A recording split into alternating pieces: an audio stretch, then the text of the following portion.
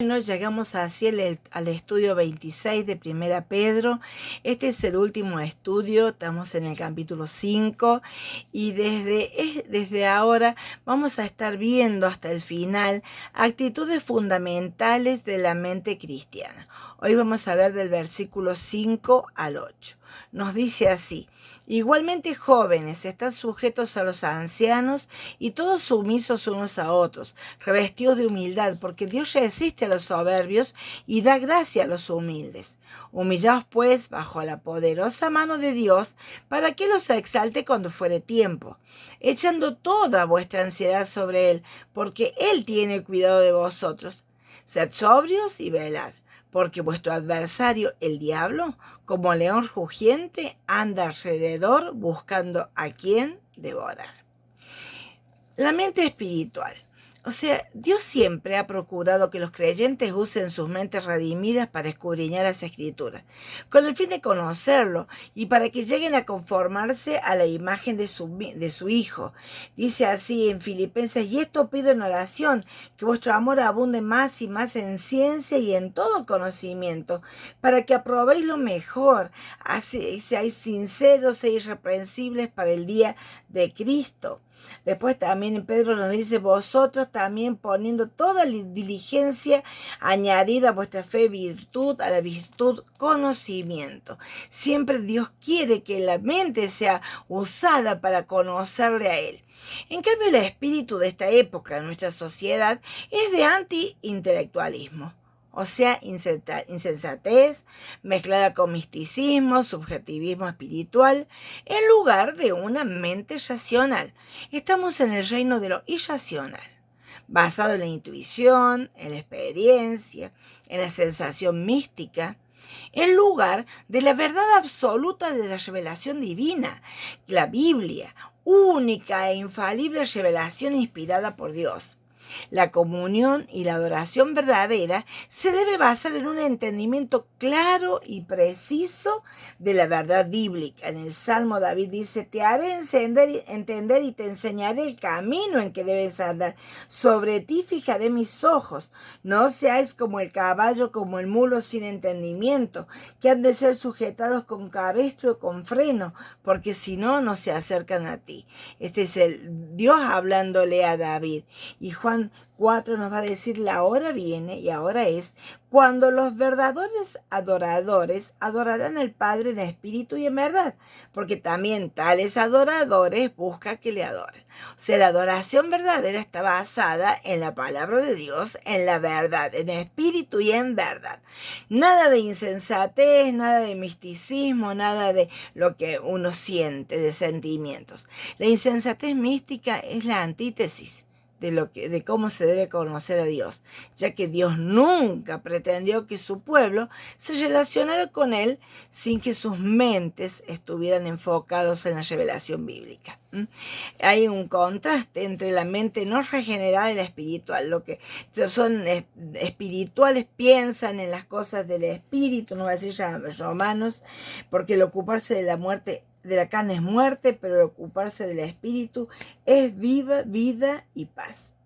Y también nos va a decir en Efesios: requiero del Señor que ya no andéis como los otros gentiles, que andan en la vanidad de su mente, con el entendimiento entenebrecido. O sea, una mente no regenerada es una mente oscurecida, una mente que no piensa en las cosas de Dios, una mente que no está iluminada por el Espíritu de Dios.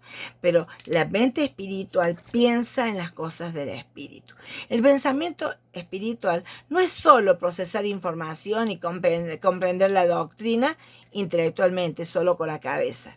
Incluye actitudes y convicciones que llevan a poner en práctica la verdad doctrinal. Vamos a ver entonces esta mente espiritual en la que Pedro se va a enfocar en esta última sección de su carta. Va a hablar de las actitudes piadosas necesarias para producir una mente espiritual. ¿Cuáles son esas actitudes piadosas necesarias? Va a llevar a sus lectores a considerar cuáles son las actitudes cristianas esenciales para producir una mente espiritual. ¿Cuáles son? Sujeción, humildad, confianza, dominio propio, vigilancia. Hoy vamos a ver las 5 primeras. Y después tenemos fortaleza, esperanza, adoración, fidelidad y amor. La primera es la sujeción. Y nos va a decir igualmente jóvenes, están sujetos a los ancianos. ¿Por qué dice igualmente? Asimismo, porque va a cambiar el enfoque de un grupo a otro. Antes estuvo hablando a los pastores, ahora se dirige a toda la congregación. Pero esta actitud fundamental en la vida de los santos es la sujeción. Ya lo ha dicho Pedro en esta carta. Ha mandado a sujetarse a los empleadores, a las autoridades, en el matrimonio, a los pastores, al gran pastor, a los ancianos, que son los líderes espirituales. Entonces, sumisión, sujeción, es alinearse bajo rango, eso ya lo vimos. Aunque todos deben sujetarse a los ancianos, se dirige especialmente a los jóvenes. ¿Por qué? Porque los jóvenes siempre son más rebeldes y más testarudos que cualquier otro grupo. Pedro llama de esta manera a todos en la iglesia a dejar de lado el orgullo y la promoción personal y a colocarse de manera voluntaria y respetuosa bajo el liderazgo de pastores y ancianos, que son los líderes espirituales que el Señor ha puesto sobre ellos, y a no dificultarles la tarea. Hermanos, dice, ya sabéis de la familia de Estéfanas que se ha dedicado al servicio de los santos. Os ruego que os sujetéis a personas como ellas y a todos los que ayudan y trabajan. Os rogamos, hermanos, que reconozcáis a los que trabajan entre vosotros y a los que os presiden en el Señor y os amonestan, que os tengáis en mucha estima y amor por causa de su obra. Tened paz entre vosotros. Y en hebreo nos va a decir: obedeced a vuestros pastores, sujetaos a ellos, porque ellos velan por vuestras almas, como quienes han de dar cuenta, para que lo hagan con alegría y no quejándose, porque esto no es provechoso. Todos los cristianos deben sujetarse a sus autoridades, y especialmente en la iglesia.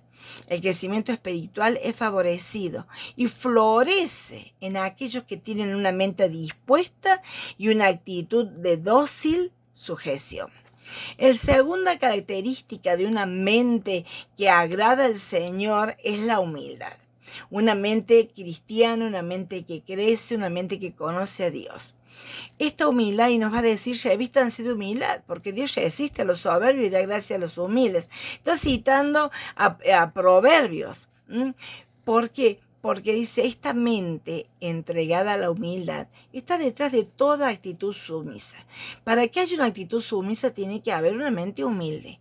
Es de verdad, el humilde es el que se somete.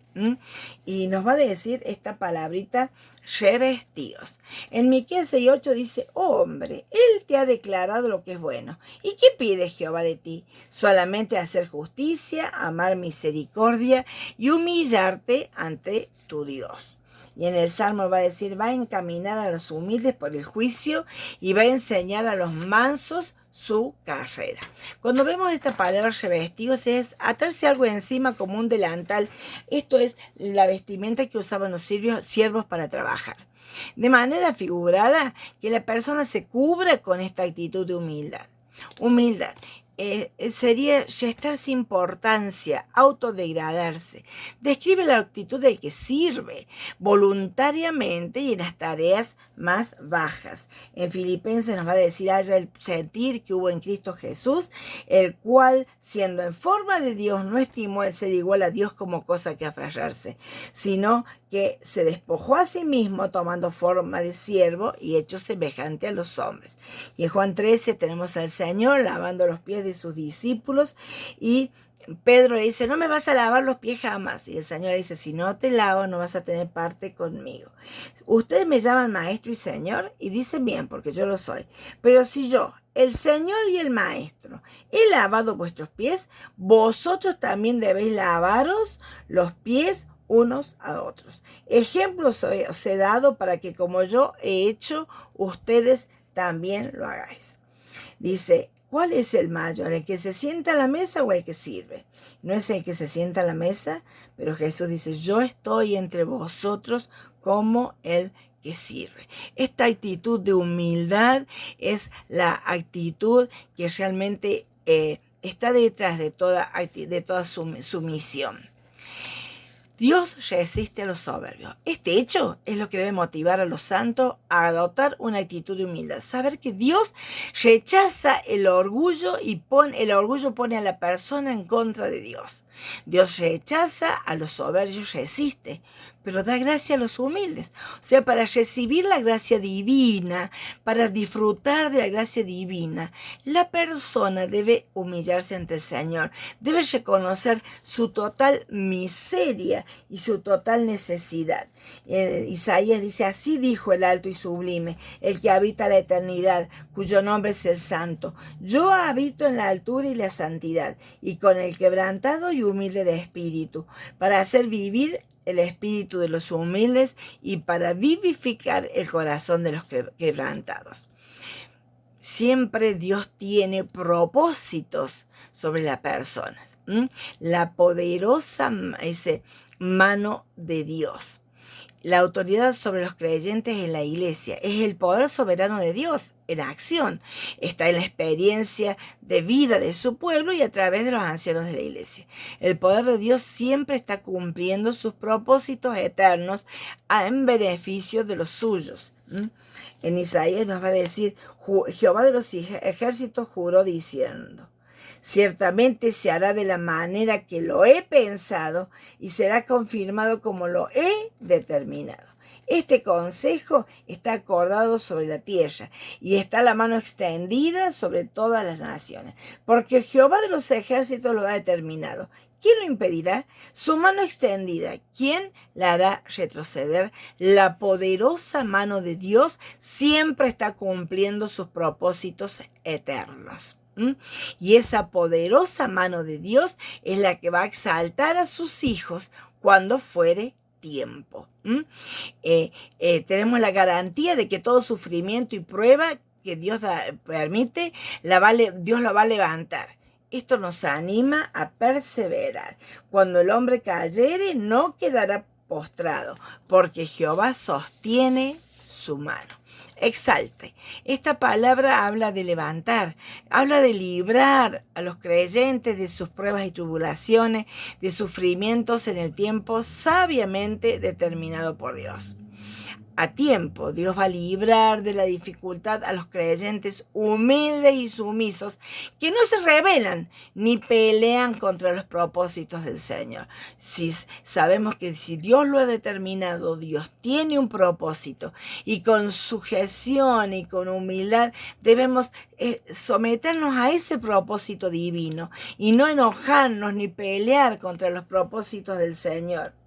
En Lucas dice, cualquiera que se enaltece será humillado, pero sin embargo el que se humilla será enaltecido. Y en Santiago nos va a decir, hermanos, tengan por sumo gozo cuando se hallen en diversas pruebas, sabiendo que la prueba de vuestra fe produce paciencia, mas tenga la paciencia su obra completa, para que seáis perfectos y cabales sin que os falte cosa alguna. Nos va a decir que echemos toda la ansiedad sobre Él porque Él tiene cuidado de nosotros. La plena confianza en el propósito perfecto de Dios fortalece en medio de la prueba y lleva a soportarla con humildad y sumisión. Cuando hay una confianza plena que el propósito de Dios es perfecto, podemos sujetarnos y humillarnos y soportar la prueba sabiendo que lo que Dios determina es lo perfecto. El camino de Dios es perfecto. Y Pedro va a instruir a los creyentes que en toda prueba y tribulación se entreguen por completo al cuidado del Señor, siguiendo el ejemplo de David en el Salmo 55 que dice, echa sobre el Señor tu carga y Él te sustentará porque Dios no va a dejar para siempre caído al justo. Echando es lanzar algo sobre alguien. Y es lo que pusieron sus mantos sobre el pollino que Jesús iba a montar. Pero aquí nos dice que echemos la ansiedad. Es todo lo desagradable, todo el desánimo, toda la desesperación, toda la duda, todo el dolor, todo el sufrimiento y cualquier prueba que estemos enfrentando. Toda esa ansiedad, todo eso feo, lo echemos sobre Él, sobre el Señor. Porque podemos confiar en que Él es sabio, podemos confiar en su amor, en su poder y en su fidelidad. Como nos dice en Hebreos, Antes exhortamos unos a otros mientras se dice hoy, para que ninguno se endurezca por el engaño del pecado. Y nos va a decir en el 13:6, de manera que podemos decir confiadamente: el Señor es mi ayudador, no temeré lo que me pueda hacer el hombre. El Señor nos libra y nos librará de tan grande muerte. En ti, Jehová, confiarán los que conocen tu nombre, por cuanto tú, Señor, no desamparaste a los que te buscaron. Por nada estéis afanosos, sino sean conocidas vuestras peticiones delante de Dios en toda oración y ruego con acción de gracias. Y la paz de Dios, que sobrepasa todo entendimiento, guardará vuestros corazones y vuestros pensamientos en Cristo Jesús. Cuando echamos toda nuestra ansiedad sobre Él, cuando ponemos en oración nuestras peticiones delante de Dios, la paz de Dios sobrepasa todo entendimiento, guarda nuestro corazón, echando toda vuestra ansiedad sobre Él, porque Él tiene cuidado de vosotros. Otra característica es el dominio propio. Este es un elemento básico del pensamiento según Dios. Ya Pedro lo ha mencionado. ¿Se acuerdan? Ceñid los lomos de vuestro entendimiento y sed sobrios. Es la sobriedad, enefo, es la mente sofrón, es el autocontrol, la autodisciplina, sin embriaguez. Aquí tiene una connotación que incluye orden y equilibrio en los asuntos importantes de la vida. Habla de modestia. Es una disciplina de cuerpo y mente que evita las atracciones embriagadoras del mundo. Dice: sean sobrios, serios, prudentes, sanos en la fe. Nos dice también en Lucas: miren por vosotros mismos, que vuestros corazones no se carguen de glotonería y embriaguez y de los afanes de esta vida, y venga de repente sobre ustedes aquel día. Y después en 1 Juan nos va a decir: no améis al mundo, ni las cosas que están en el mundo. Si alguno ama al mundo, el amor del Padre no está en él. O sea, sobriedad es autodisciplina, una disciplina de cuerpo y mente que evita y no da lugar a las atracciones embriagadoras del mundo. Y después nos va a decir esta otra característica: velad, vigilancia. ¿Por qué? Porque hay un adversario, el diablo, que anda como león rugiente buscando a quien devorar. La razón por que los creyentes y los cristianos deben cultivar en sus mentes las actitudes de sumisión, humildad, confianza y dominio propio es porque enfrentan una oposición espiritual feroz e implacable de parte de Satanás y sus demonios. Los creyentes no deben ser indiferentes a esta realidad, ni complacientes con el pecado, y menos volverse víctimas del enemigo. En realidad, de esta guerra espiritual requiere vigilancia. Una vigilancia especial, estar atentos. ¿Por qué?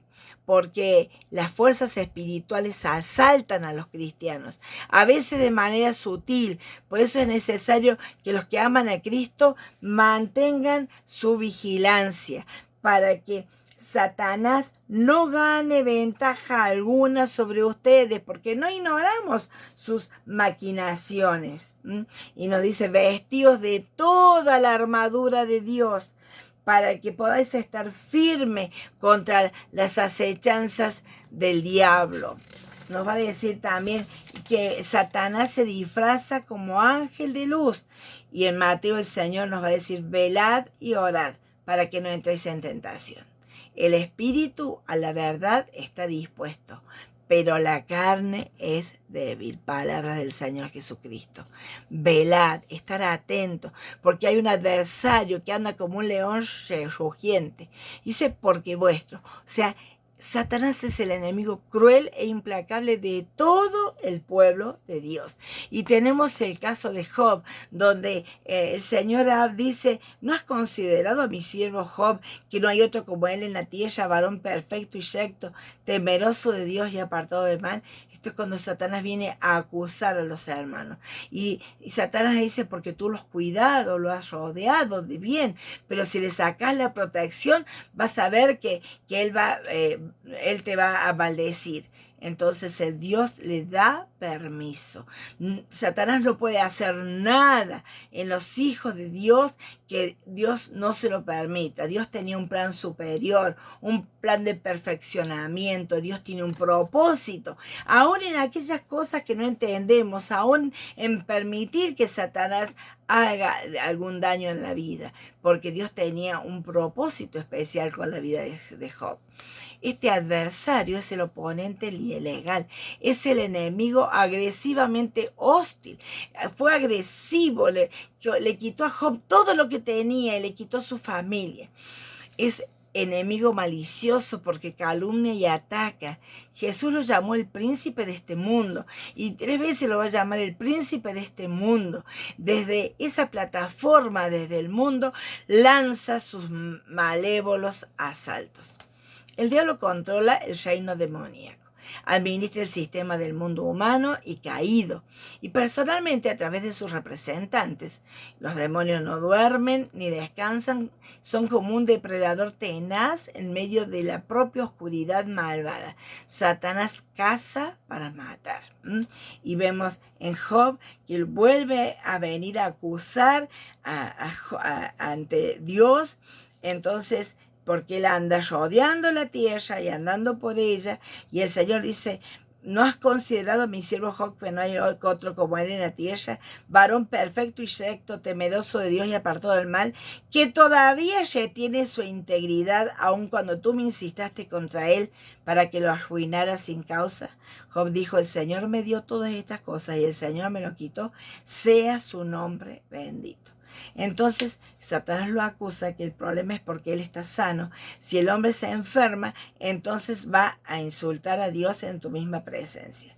Entonces Dios le permite, pero le dice: no toques su vida. Satanás, como un león rugiente, busca y anda acechando en lo oculto a la presa. Dice, es como un león rugiente, describe la crueldad de este cazador cuando persigue a su presa. Y en los Salmos tenemos continuamente esta figura: acecha en oculto como el león desde su cueva, acecha para arrebatar al pobre, arrebata al pobre trayéndolo a su red. Se encoge, se agacha, cae en sus fuertes garras muchos desdichados. Son como león que desea ser presa y como leoncillo que está en su escondite. Y el Señor en el Salmo 22 va a hablar esta profecía que dice que aquellos que estaban alrededor de la cruz abrieron sobre mí su boca como león rapaz y rugiente.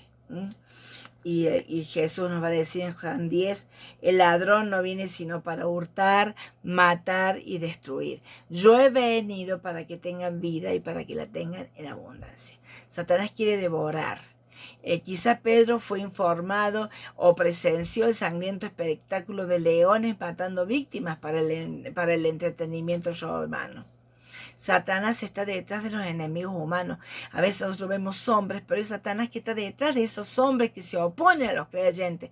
Son enemigos de Dios y de su palabra. Son fuerzas siniestras y diabólicas que están detrás del sistema mundial que batallan contra el reino de Dios. Hay un sistema mundial que se está estableciendo, un sistema mundial que quiere matar a los niños en el vientre, que quiere que las mujeres aborten. Hay un sistema mundial que está queriendo que no haya procreación, por eso se está promocionando todo este sistema de casamientos entre personas del mismo sexo, porque todo esto batallan contra el reino de Dios. Y Satanás es el lucero de la mañana que fue cortado. Tú que decías en tu corazón: subiré al cielo, en lo alto junto a las estrellas de Dios, levantaré mi trono. Sobre las alturas de las nubes subiré y seré semejante al Altísimo. Satanás siempre quiere imitar a Dios y quiere destruir la hermosa creación de Dios, quiere destruir el plan de Dios. Y estos demonios no están atados. Nosotros vimos en Pedro que había demonios atados, pero estos que están sirviendo a Satanás hoy todavía no están atados. Pero un día el Señor los va a atar. Tenemos también entonces los hijos de Dios en su lucha contra el engaño y tentación que viven en el mundo y su carne. En realidad están batallando contra estrategias demoníacas, que están combatiendo, contendiendo contra esas estrategias. Y el Señor nos va a decir, vístanse de toda la armadura de Dios, para que puedan estar firmes contra las acechanzas del diablo, porque no tenemos lucha contra carne y sangre, sino contra principados, contra potestades, contra los gobernadores de las tinieblas de este siglo, contra huestes espirituales de maldad en las regiones celestes. Y dice, las armas de nuestra milicia no son carnales, sino las armas son poderosas en Dios para la destrucción de fortalezas. O sea, Dios nos da armas que puedan destruir fortalezas satánicas. Satanás y sus demonios se ocultan invisibles en el mundo espiritual, pero hacen su obra a través de agentes humanos. Satanás intentó destruir la nación de Israel, la línea mesiánica en el Antiguo Testamento. ¿Se acuerdan con Esther, con Amán? Luego trató de matar al Mesías usando a Herodes el Grande, cuando hizo matar a todos los niños menores de 2 años. Siempre Satanás está intentando frenar el plan redentor de Cristo. Intentó derrotar a Cristo en la tentación, por medio de Judas Iscariotes, por medio de los dirigentes judíos. Fueron instrumentos de Satanás para obstaculizar la misión redentora de Cristo. Toda esta es la estrategia de Satanás para frenar el plan redentor de Cristo. Pero dice, el Señor dice, les dice a estos hombres, ustedes son de vuestro padre el diablo, y los deseos de vuestro padre queréis hacer. Él ha sido homicida desde el principio y no ha permanecido en la verdad, porque no hay verdad en él. Cuando habla mentira, de suyo habla, porque es mentiroso y padre de mentiras. Entonces quisieron apedrearlo el Señor por haberles dicho esto. El enemigo continúa incansable con sus esfuerzos de oponerse a Cristo, tratando de torcer el evangelio salvador y arruinar el plan de Redentor. Satanás está tratando de torcer ese evangelio salvador. Pero nos va a decir que, aparte que no se conforma con engañar a los no creyentes, nos dice en 2 Corintios que ha cegado el entendimiento de los incrédulos para que no les resplandezca la luz del evangelio, y que Satanás anda engañando al mundo entero. Satanás no se conforma con eso solamente, quiere esclavizar en su sistema de ignorancia, incredulidad y falsa religión, pero también enfoca sus esfuerzos para oponerse a los santos. Trata de devorar a los creyentes, usando diferentes maneras. Ataques directos, como lo hizo en Job, como lo hizo en Pedro. El Señor le dice, Pedro, Satanás os ha pedido para zarandearos como a trigo, pero yo he rogado por ti para que tu fe no falte. Y Pedro lo zarandeó y Satanás zarandeó a Pedro y Pedro lo negó. Son ataques directos, pero el Señor los restauró. Después hay ataques de Satanás al reino íntimo de las relaciones humanas, del matrimonio y la familia. Continuamente vemos cómo Satanás trata de destruir la familia con situaciones difíciles, con malos entendidos, con presiones, con situaciones que desequilibran. En Corintios 7, cuando el matrimonio no tiene intimidad, cuando empieza a dar lugar al enemigo, al estar dejando una brecha por donde Satanás pueda tentarlos. También ataca a los creyentes y a los líderes para destruir la unidad de la iglesia y hacer ineficaz el poder espiritual. Por eso les va a decir a los corintios, yo les ruego en el nombre del Señor Jesucristo que hablen todos una misma cosa, que no haya entre ustedes divisiones, sino que estén perfectamente unidos en una misma mente y un mismo parecer. ¿Por qué? Porque dice, hay entre vosotros contiendas, porque uno dice soy de Pablo, otro de Apolo, otro de Cefas. Entonces el Señor está aconsejando que no den lugar al enemigo cuando ataca para dividir la iglesia. La defensa y la protección que Pedro propone contra la estrategia es sencilla y directa. Sed sobrios y velad. Vivimos en un mundo pecador y caído y somos susceptibles a la astucia y al engaño del diablo, aunque seamos pecadores redimidos. En 2 Corintios va a decir, temo que como la serpiente engañó a Eva, ustedes sean engañados de una sincera fidelidad a Cristo. Si Satanás engañó tan fácilmente a Eva en un ambiente perfecto del Edén, cuánto más a los creyentes hoy que estamos bombardeados por un sistema mundo caído que está llevando todo este mundo al caos. Cristo ya lo derrotó a Satanás. Por eso hoy puede ser Satanás derrotado en la vida de los creyentes por medio de la fe. Por medio de la fe, por medio de la verdad y por medio de la oración. Nos va a decir en Romanos que ya Satanás ha sido derrotado. Y por la palabra de Dios creída y obedecida, los cristianos pueden vencer a Satanás.